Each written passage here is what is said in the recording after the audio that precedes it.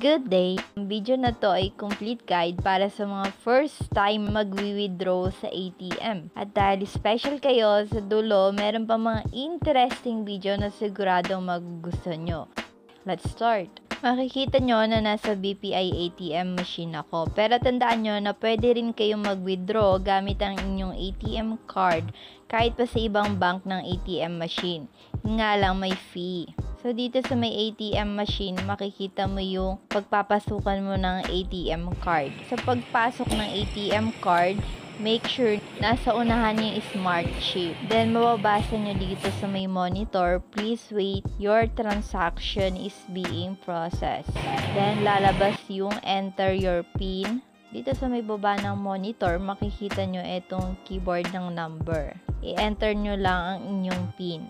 Lalabas dito sa may screen yung cash withdrawal. Ayan, meron ng mga exact amount dyan. Pipili ka na lang. Pero kung gusto nyo mag-withdraw nang wala dyan sa mga option, i-click nyo lang tong other amount.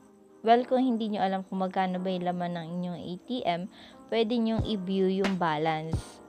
Or pwede kayong pumili pa ng ibang transaction dito sa may kanan. For example, i-view ko yung balance ng aking account.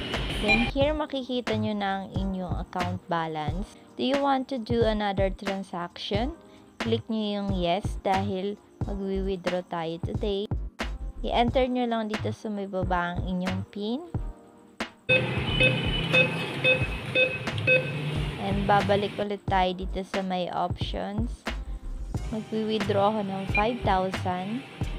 Then, hihintayin ko lang na ma-process yung transaction. Then, dito sa may baba, makikita nyo dito yung pinaglagyan nyo ng ATM. Ilalabas na yan. Ayan, hiilaw. Then, hihilahin nyo lang. And dito naman sa may baba, dito lalabas yung money. Babasa mo dito sa may screen, do you need to print a receipt? Click mo lang yung yes. Then, hintayin mo lang dito sa may kaliwa. Ayan, please get receipt here. Thank you muli sa pagsama sa aming tutorial. Ang mga nakikita nyong videos sa may end screen ay pwede nyo i-click para mapanood nyo. See you there!